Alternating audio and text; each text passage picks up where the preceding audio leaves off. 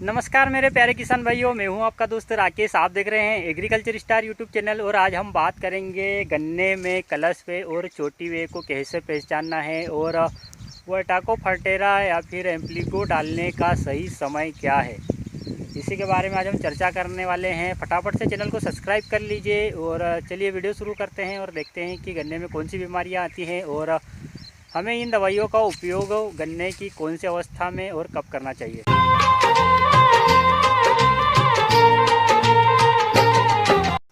किसान भाइयों, सबसे पहले हम ये जानेंगे कि गन्ने में यह जो बीमारियां है ये कब आती है।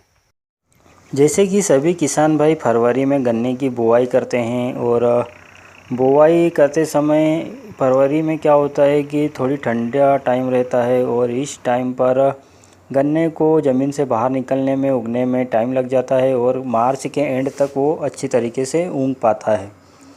उसके बाद जो मार्च के बाद मई, जून, जुलाई, ये जो 3 महीने हैं, इन 3 महीनों में इसका जो बीमारी का अटैक देखा गया है बहुत ही ज़्यादा देखा जाता है। मानसून से पहले के जो 3 महीने होते हैं, इन 3 महीनों में हमें गन्ने की अच्छी तरीके से देखरेख करना चाहिए, क्योंकि इन 3 महीनों में ही जो कलशवे की बीमारी आती है वो बहुत ही ज़्यादा पाई जाती है। तो इसको नियंत्रण करने के लिए सबसे पहले तो हमें हमारे खेत में ये देखना है कि यह बीमारी हमारे गन्ने के कितने क्षेत्र में है या फिर कितने प्रतिशत हमारे खेत में इस बीमारी का प्रकोप पाया जा रहा है। अगर 100 पौधों में अगर आपको 5-6 पौधे अगर मिल रहे हैं तो आपको इतना घबराने की ज़रूरत नहीं है।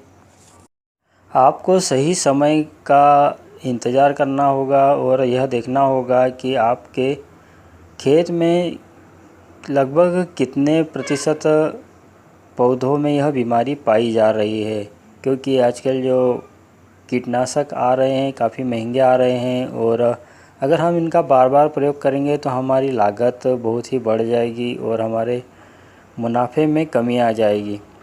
तो दोस्तों, आपको सही समय पहचानना है और आपको ये देखना है कि हमारे गन्ने के खेत में कितने प्रतिशत पौधों में इस बीमारी का प्रकोप पाया गया है।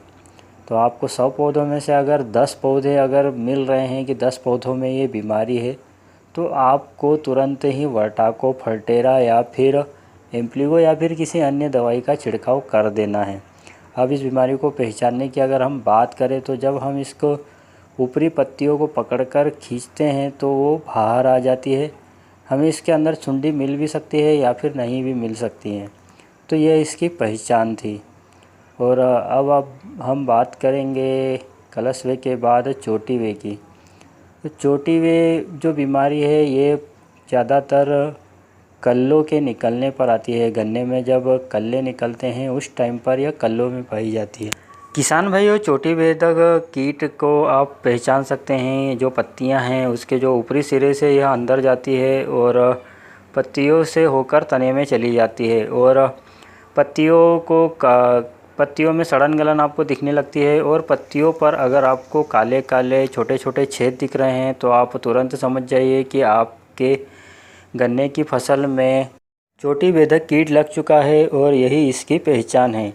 अब इसको नियंत्रण करने की बात करें तो जो आपको मैंने दवाइयाँ बताई थी, आप इसको सबसे सिंपल दवा क्लोरोपाइरीफास और साइपरमेथ्रिन से भी कंट्रोल कर सकते हैं, लेकिन इसका जो रिज़ल्ट है उतने ज़्यादा दिन तक नहीं मिल पाता है।